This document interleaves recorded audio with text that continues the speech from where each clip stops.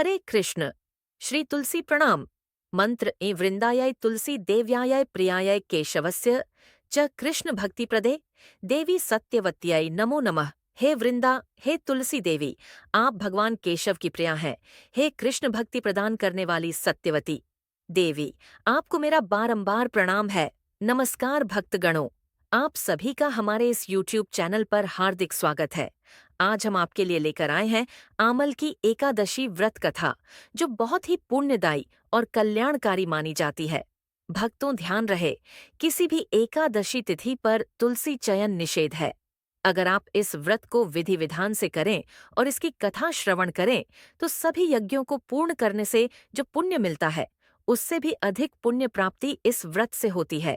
इसमें किंचित भी संशय नहीं। वीडियो शुरू करने से पहले आपसे विनती है कि अगर आप हमारे चैनल पर नए हैं तो चैनल को सब्सक्राइब करें, वीडियो को लाइक करें और शेयर करें, ताकि यह पवित्र कथा अधिक से अधिक लोगों तक पहुंच सके। तो आइए, बिना किसी विलंब के आमल की एकादशी व्रत की कथा सुनते हैं। तो आमल की एकादशी व्रत कथा। इस एकादशी का महात्म्य ब्रह्मांड पुराण में कहा गया है। युधिष्ठिर महाराज ने पूछा, हे श्री कृष्ण, फाल्गुन मास की शुक्ल पक्ष की एकादशी का नाम क्या है? यह व्रत किस प्रकार से करना चाहिए? कृपया आप बताइए। भगवान श्री कृष्ण ने कहा, हे धर्मनंदन, प्राचीन काल में मानधाता राजा ने वशिष्ठ ऋषि को इसके बारे में पूछा था। इसे आमल की एकादशी कहते हैं, और जो कोई भी इस व्रत का पालन करता है, उसे विष्णु लोक या वैकुंठ की प्राप्ति होती है। राजा मानधाता ने पूछा, हे ऋषिवर्य, पृथ्वी पर इसका कभी आरंभ हुआ? इस विषय में आप मुझे बताइए। वशिष्ठ ऋषि कहने लगे, हे महाभाग, पृथ्वी पर इस आमलकी के प्रारंभ की कथा सुनो। आमलकी महान वृक्ष है जो सब पापों का नाश करता है। भगवान विष्णु की थूक से एक चंद्र समान बिंदु प्रकट हुआ। वह बिंदु पृथ्वी पर गिरा, उसमें से वृक्ष उत्पन्न हुआ जिसे आमलकी नाम मिला। सब वृक्षों में यह आदि वृक्ष माना जाता है। उसी वक्त सारी सृष्टि के निर्माता ब्रह्मा जी की भी उत्पत्ति हुई। उन्हीं से सब प्रजा की सृष्टि हुई, जिसमें देवता, गंधर्व, यक्ष, राक्षस, नाग तथा पवित्र और शुद्ध हृदय वाले महर्षियों का जन्म हुआ। उनमें से देवता और आर्षि लोग विष्णु प्रिया आमल की वृक्ष के पास आए। हे महाभाग्यवान, उस वृक्ष को देखते ही देवताओं को काफी आश्चर्य हुआ और एक दूसरे को देखकर वो विचार करने लगे, पलाश आदि वृक्षों को हम जानते हैं, पर इस वृक्ष को हम प्रथम बार देख रहे हैं। उन्हें इस स्थिति में देखकर आकाशवाणी हुई, हे महर्षि, यह आमल की वृक्ष है जो श्री विष्णु को अति प्रिय है। केवल इसके स्मरण से गोदान का पुण्य प्राप्त होता है। हमेशा आंवला खाना चाहिए। सब पापों को नाश करने वाला यह वैष्णव वृक्ष है। तस्या मूल स्थितो विष्णुस्तदूर्ध्वज पितामह, स्कंधे च भगवान रुद्र संस्थितः परमेश्वरः, शाखासु मुनयः सर्वे प्रशाखासुच देवता, पर्णेषु वसवो देवाः पुष्पेषु मरुतस्तथा प्रजानां पतयः सर्वे फलेष्वेव व्यवस्थिताः, सर्वदेवमयी ह्येषा धात्री च कथिता मया। इस वृक्ष के मूल में विष्णु, अग्रभाग में ब्रह्मा जी, स्कंध में शिवजी, शाखाओं में मुनि, प्रशाखा में देवता, पत्तों में वसु, फूलों में मरुतगण तथा फलों में सब प्रजापति वास करते हैं। इसलिए आमल की वृक्ष को सर्वदेवमय कहा जाता है। इसलिए यह सब विष्णु भक्तों को प्रिय है। आर्षि ने कहा, हे अव्यक्त महापुरुष, आप कौन है? हम आपको क्या देवता समझे? कृपया आप हमें बताइए। फिर से आकाशवाणी हुई, जो सभी जीवों का कर्ता, सब भुवनों का स्रोत है और विद्वान पुरुषों को भी अगम्य मैं वही विष्णु हूँ। देवादिदेव भगवान विष्णु का कथन सुनने से सभी ब्रह्मपुत्र आश्चर्यचकित होकर बड़े भक्तिभाव से श्री विष्णु की स्तुति करने लगे। आर्षि ने कहा, सभी जीवों के आत्मभूत आत्मा एवं परमात्मा आपको प्रणाम करते हैं। जिनका कभी पतन नहीं होता, उन अच्युत को हम नमस्कार करते हैं। दामोदर, यज्ञेश्वर और परम परमेश्वर, आपको हमारा प्रणाम है। आप मायापति और संपूर्ण विश्व के स्वामी हैं, आपको हमारा वंदन है। इस प्रकार ऋषियों ने की हुई स्तुति सुनने से भगवान विष्णु प्रसन्न हुए और कहने लगे, हे महर्षि, मैं आपको कौन सा अभिष्ट वरदान दूं? ऋषि ने कहा, हे भगवान, आप सचमुच हमारे ऊपर प्रसन्न हैं, तो जिस व्रत को करने से मोक्ष मिलता है वो हमें कहें। श्री विष्णु ने कहा, हे महर्षियों, फाल्गुन शुक्ल पक्ष में अगर पुष्य नक्षत्र युक्त द्वादशी होगी तो वो सब पापों को नष्ट करने वाली होगी। हे द्विजवर, उस दिन विशेष कर्तव्य करना चाहिए, उसके बारे में सुनिए। आमलकी एकादशी को रात भर आमलकी वृक्ष के पास जाकर जागरण करना चाहिए। उससे मनुष्य को सभी पापों से मुक्ति, साथ ही उसे सहस्र गाय दान करने का पुण्य भी मिलता है। हे विप्रगण, सभी व्रतों में ये उत्तम व्रत है।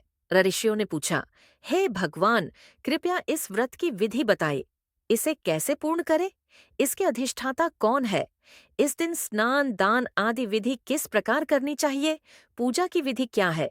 उसके लिए मंत्र क्या है? कृपया यथार्थ रूप से इसका वर्णन करे। भगवान श्री विष्णु ने कहा, हे द्विजवर सुनिए, एकादशी दिन प्रातःकाल जल्दी उठे। दंत धावन करने के बाद संकल्प करना चाहिए कि हे पुंडरीकाक्ष, हे अच्युत, आज मैं निराहार एकादशी करके कल भोजन ग्रहण करूंगा। कृपया मुझे अपने चरणों में आश्रय दीजिए। इस प्रकार से नियम ग्रहण करने के बाद पापी, पतित, चोर, पाखंडी, दुराचारी, मर्यादा भंग करने वाले, गुरु पत्नीगामी, इन व्यक्तियों से वार्तालाप न करें।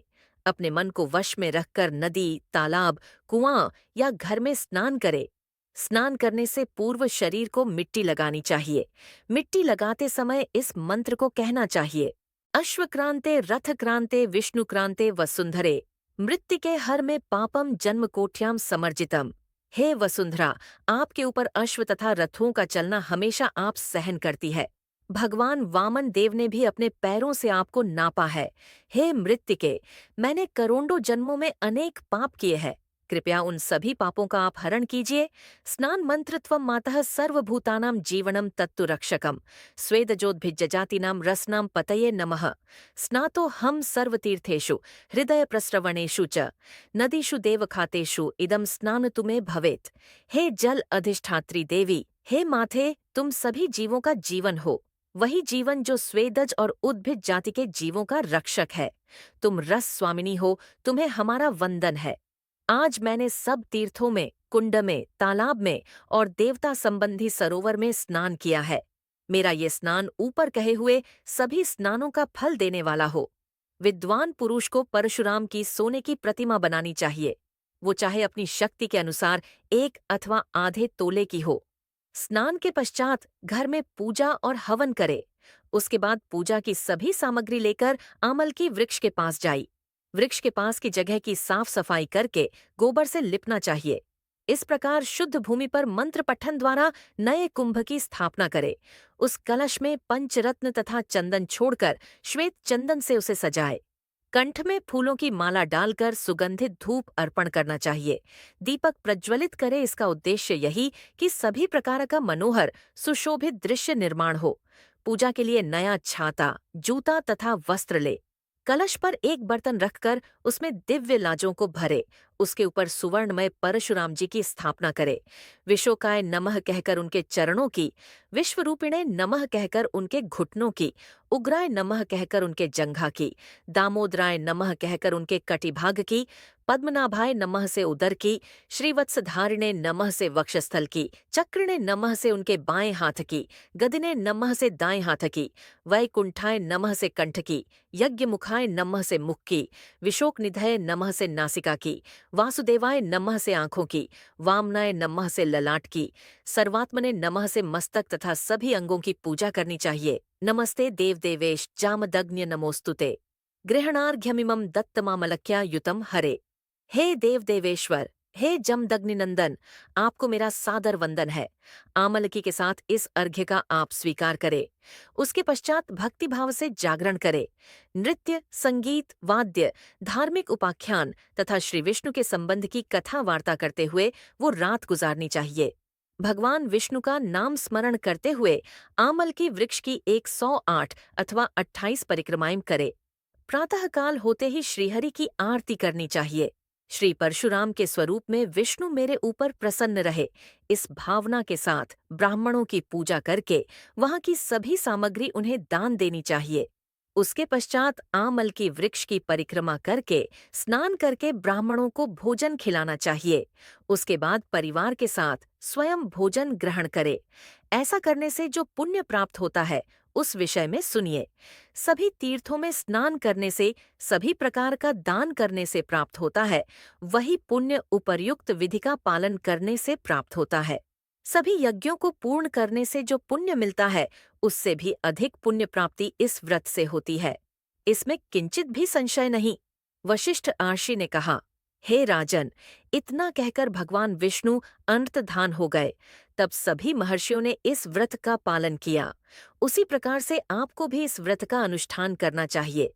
यह दुर्धर्व व्रत सभी पापों से मनुष्य को मुक्त करता है। आमल की एकादशी के दिन भक्त पूरी रात जागते हैं और भगवान विष्णु के नाम पर भजन और कीर्तन करते हैं। आमल की एकादशी व्रत से लाभ। आमल की एकादशी का व्रत करने वाले व्यक्ति को अनंत धन और अच्छे स्वास्थ्य की प्राप्ति होती है। हिंदू किंवदंतियों के अनुसार उन्हें मोक्ष प्राप्त होगा और पुनर्जन्म के निरंतर चक्र से मुक्ति मिलेगी। भक्तों को उनके वर्तमान या पिछले जीवन में जाने अनजाने में किए गए सभी पापों से मुक्ति मिल जाएगी। बोलिए, आमल की एकादशी महारानी की जय। हरे कृष्ण कृष्ण कृष्ण हरे हरे, हरे राम राम राम हरे हरे।